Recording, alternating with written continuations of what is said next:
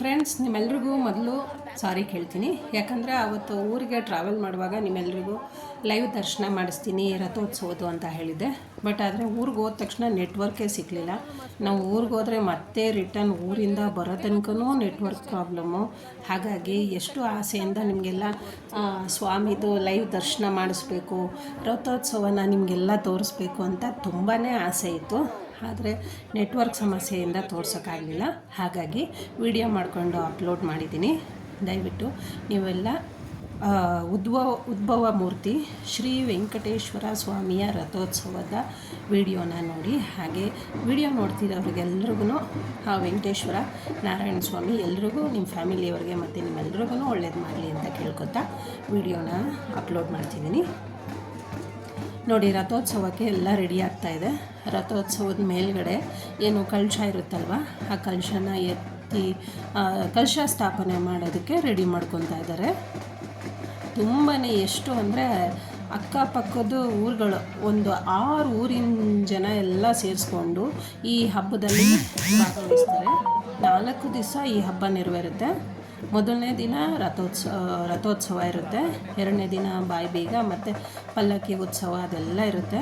ತುಂಬಾ ವಿಜೃಂಭಣೆಯಿಂದ ರಥೋತ್ಸವನ ನೆರವೇರಿಸ್ತಾರೆ. ಎಷ್ಟು ಜನ ಬಂದಿದ್ರು ಅಂದರೆ ಈ ಬಿಸಿಲಿನಲ್ಲೂ, ಆ ಬಿಸಿಲು ಅಂತ ಯಾರೂ ಯೋಚನೆ ಮಾಡದೆ ಸ್ವಾಮಿ ದರ್ಶನಕ್ಕೆ ಎಷ್ಟೊಂದು ಕಾಯ್ತಾ ಉತ್ಸುಕರಾಗಿದ್ದರು ಅಂದರೆ ತುಂಬಾ ಜನ ಉತ್ಸುಕರಾಗಿದ್ದರು.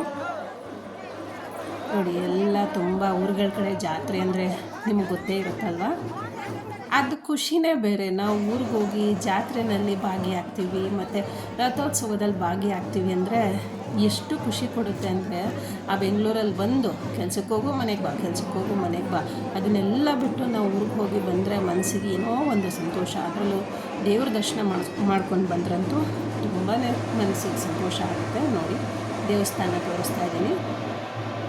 ದೇವಸ್ಥಾನದ ಇನ್ನೂ ಬಾಗಿಲು ತೆಗ್ದಿಲ್ಲ.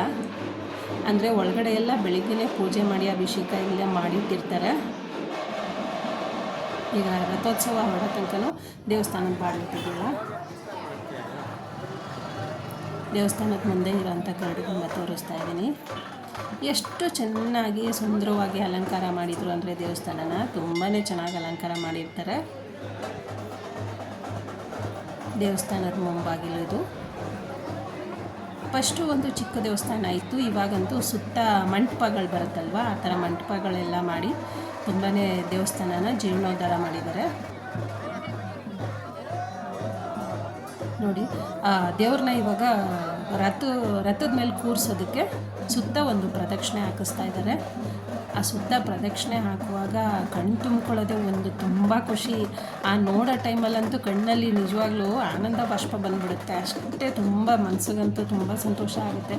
ನೋಡ್ತಾ ಇದ್ದರೆ ನೋಡ್ತಾನೇ ಇರಬೇಕು ಅನಿಸುತ್ತೆ. ಅಷ್ಟು ಚೆನ್ನಾಗಿ ರಥೋತ್ಸವ ಮಾಡ್ತಾರೆ. ಆ ದೇವರು ವೆಂಕಟರಮಣ ಸ್ವಾಮಿನ ನೋಡೋದಕ್ಕೆ 2 ಕಣ್ಣುಗಳಿಂದ ಸಾಲದು. ಇದು ಉದ್ಭವ ಮೂರ್ತಿ. ಬೆಂಚ್ಕಲ್ಲು ಅಂದರೆ ಅದು ಕಲ್ಲಲ್ಲಿ ಮೂಡಿರೋದ್ರಿಂದ ಅದು ಬೆಣಚ್ಕಲ್ಲಂತೆ. ಆ ಕಲ್ಲೇ ಬೆಣಚ್ಕಲ್ಲು ಅಂತಾರೆ. ಹಾಗಾಗಿ ದೇವ್ರನ್ನೂ ಬೆಣಚ್ಕಲ್ಲಪ್ಪ ಅಂತಲೇ ಕರೀತಾರೆ. ವೆಂಕಟೇಶ್ವರ ಸ್ವಾಮಿ ಅದು ಆ್ಯಕ್ಚುಲಿ ಊರ ಹೆಸರು ಬೆಣಚ್ಕಲ್ಲ ಅಂತಲೇ ಕರೀತಾರೆ. ನೋಡಿ, ದೇವರು ಒಂದು ಸುತ್ತ ಬಂದು ಮತ್ತೆ ಇನ್ನೊಂದು ಸುತ್ತ ರೌಂಡ್ ಆಗ್ತಾಯಿದ್ದಾರೆ. ನೋಡೋಕ್ಕಂತೂ ತುಂಬಾ ನೋಡಿ, ದೇವ್ರ ದರ್ಶನ ಮಾಡ್ಕೊಳ್ಳಿ. ಅಲ್ಲಿ ವಿಡಿಯೋಗೆ ತುಂಬಾ ಜನ ಇದ್ದಿದ್ದರಿಂದ ವಿಡಿಯೋನೂ ಸ್ವಲ್ಪ ಅಂದರೆ ನೀಟಾಗಿ ತೊಗೊಂಡಿದ್ದೀನಿ. ಸ್ವಲ್ಪ ದೇವ್ರ ದರ್ಶನ ನಿಮಗೆ ಮುಖ ಕಾಣಿಸ್ತಿರ್ಬೋದು, ಝೂಮ್ ಮಾಡ್ಕೊಂಡು ನೋಡಿ. ದೇವ್ರನ್ನ ರಥೋತ್ಸವದ ಮೇಲೆ ಕೂರ್ಸೋದಕ್ಕಿಂತ ಮೊದಲು ಈ ಥರ ಊರಿನಲ್ಲಿರೋ ಎಲ್ಲರ ಮನೆಯಲ್ಲೂ ಕಜ್ಜಾಯ ಮತ್ತು ಬಾಳೆಹಣ್ಣು ಮತ್ತು ಕಾಯಿ ಇದನ್ನೆಲ್ಲ ಮಿಕ್ಸ್ ಮಾಡಿ ಚೆನ್ನಾಗಿ ಜಜ್ಜಿಬಿಟ್ಟು ಮಿಕ್ಸ್ ಮಾಡಿ ತಂದು ದೇವ್ರ ಹತ್ರ ಕೊಡ್ತಾರೆ. ಈ ರಥದ ಮುಂದೆ ಅದನ್ನು ಇಟ್ಬಿಟ್ಟು ಏನೋ ಹೇಳ್ತಾರಲ್ವ, ಆ ಥರ ಮಾಡಿ ಆದಮೇಲೆ ರಥ ಹೊರಡುತ್ತೆ. ಇವಾಗಲ್ಲಿ 4-5 ಜನ ಎಲ್ಲ ಸೇರಿಕೊಂಡು ಕೆಳಗಡೆ ಒಂದು ಬಟ್ಟೆ ಎಲ್ಲ ಹಾಕಿ ಅದ್ರ ಮೇಲೆ ಅದು ಕಜ್ಜಾಯನೆಲ್ಲ ಹಾಕ್ತಾಯಿರ್ತಾರೆ. ನೋಡಿ ಇವಾಗ ನಾನು ತೋರಿಸ್ತಿದ್ದೀನಲ್ವ, ಅದಂತೂ ತುಂಬಾ ಚೆನ್ನಾಗಿರುತ್ತೆ ನೋಡೋದಕ್ಕೆ. ಎಷ್ಟು ಚೆನ್ನಾಗಿ ಮಾಡ್ತಾರೆ ಅಂದರೆ ಅಷ್ಟೇ ಚೆನ್ನಾಗಿ ಮಾಡ್ತಾರೆ. ನೋಡಿ ವಯಸ್ಸಾಗಿರೋರು ಪಾಪ ಅವ್ರಿಗೆ ಅದು ಅನಿಸೋದೇ ಇಲ್ಲ, ನಂಗೆ ವಯಸ್ಸಾಗಿದೆ, ನಂಗೆ ಸಾಕಾಯಿತು ಅಂತ ಅನಿಸೋದೇ ಇಲ್ಲ. ಎಷ್ಟು ಖುಷಿಯಾಗಿ ದೇವರ ಉತ್ಸವದಲ್ಲಿ ಭಾಗವಹಿಸ್ತಾರೆ ಅಂದರೆ ಅಷ್ಟೇ ತುಂಬ ಖುಷಿಯಾಗಿರುತ್ತೆ ನೋಡೋದಕ್ಕೆ.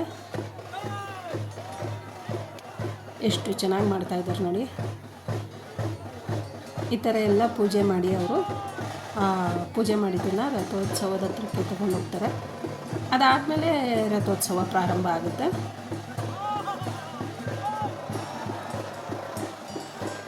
ಎಷ್ಟು ಜನ ಇದ್ದಾರೆ ಅಂದರೆ ತುಂಬಾ ಜನ ಬಂದಿದ್ರು. ರಥನೆಲ್ಲ ಸುಂದರವಾಗಿ ಅಲಂಕಾರ ಮಾಡಿದ್ದಾರೆ ನೋಡಿ. ಈಗ ರಥದ ಹತ್ರ ಹೋಗ್ತಾ ಇದ್ದಾರೆ ಅವರು.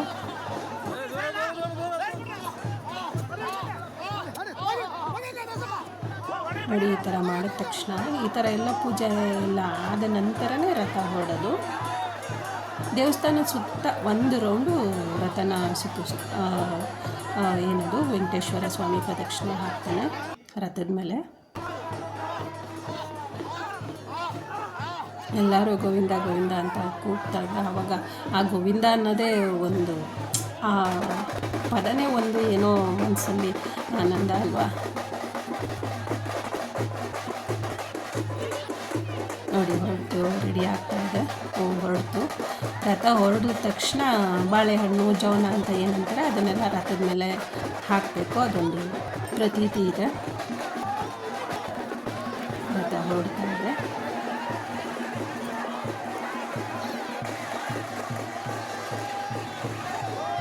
ಜನ ಅದ್ರ ಹಿಂದೆ ಮುಂದೆ ರಥ ಹೋಗ್ತಾರೆ, ಅದ್ರ ಹಿಂದೆನೂ ಜನ ಬರ್ತಾ ಇರ್ತಾರೆ.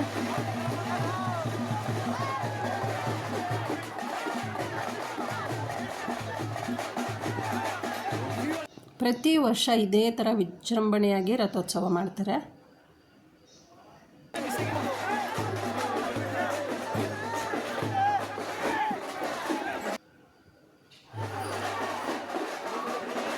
ಈ ದೇವಸ್ಥಾನಕ್ಕೆ ಬಂದು ಯಾರಾದರೂ ಏನಾದರೂ ಅಂದ್ಕೊಂಡ್ರೆ ಅದು ಖಂಡಿತ ನೆರವೇರುತ್ತೆ. ಇಲ್ಲಿ ಕಲ್ಯಾಣೋತ್ಸವನ ಕೂಡ ಮಾಡ್ತಾರೆ.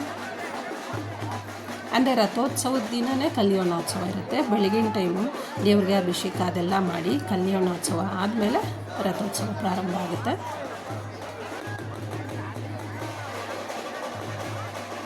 ರಾಹು ಕಾಲ ಅದೆಲ್ಲ ನೋಡಿಕೊಂಡು ಆಮೇಲೆ ರಥೋತ್ಸವ ಸ್ಟಾರ್ಟ್ ಮಾಡ್ತಾರೆ.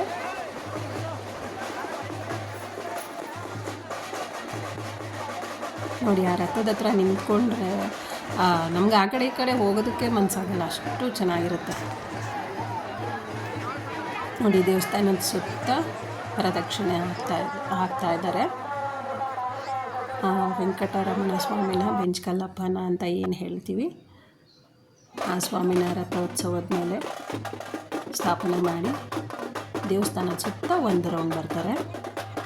ಅಲ್ಲಿ ಆರತಿನೂ ಕೂಡ ಮಾಡಿರ್ತಾರೆ ದೇವ್ರಿಗೆ ಅಂತ ಹೇಳಿ. ಮಹಿಳೆಯರೆಲ್ಲರೂ ಮನೆಯಿಂದ ಆರತಿ ಮಾಡಿಕೊಂಡು ತಂದಿರ್ತಾರೆ. ಅದೇ ತಂಬಿಟ್ಟಲ್ಲಿ ಮಾಡಿ ದೀಪ ಎಲ್ಲ ಮಾಡಿ ತೊಗೊಂಬರ್ತಾರಲ್ವ, ಅದು ತಂಬಿಟ್ಟಿನ ಆರತಿ ಎಲ್ಲ ಮಾಡ್ಕೊಂಡಿರ್ತಾರೆ. ಬನ್ನಿ ಇವಾಗ ದೇವಸ್ಥಾನದೊಳಗಡೆ ಇರೋ ಉದ್ಭವ ಮೂರ್ತಿ ಶ್ರೀ ವೆಂಕಟೇಶ್ವರ ಸ್ವಾಮಿ ಹಾಗೆ ಊರಿನ ಹೆಸರಿಂದ ಕರೆಯೋ ಬೆಂಚ್ಕಲ್ಲಪ್ಪನ ದರ್ಶನ ಮಾಡಿಸೋಣ. ಉದ್ಭವ ಮೂರ್ತಿ ತಾನೇ ಉದ್ಭವ ಆಗಿರೋಂಥ ಶ್ರೀ ವೆಂಕಟೇಶ್ವರ ಸ್ವಾಮಿ.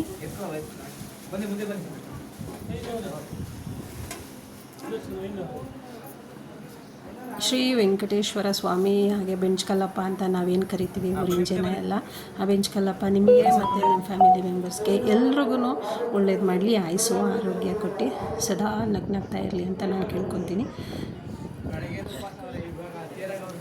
ನೋಡಿ ಪಕ್ಕದಲ್ಲೇ ಲಕ್ಷ್ಮೀ ಅಮ್ಮನ ಗುಡಿ ಇದೆ.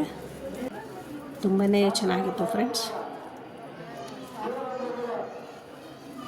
ದೇವರು ನಿಮಗೆಲ್ಲ ಇನ್ನಷ್ಟು ಒಳ್ಳೇದು ಮಾಡಲಿ ಅಂತ ಕೇಳ್ಕೊತ ಈ ವಿಡಿಯೋನ ಮುಗಿಸ್ತಾ ಇದ್ದೀನಿ. ಹಾಗೆ ವಿಡಿಯೋ ಇಷ್ಟ ಆಗಿದರೆ ಒಂದು ಲೈಕ್ ಕೊಡಿ. Thank you.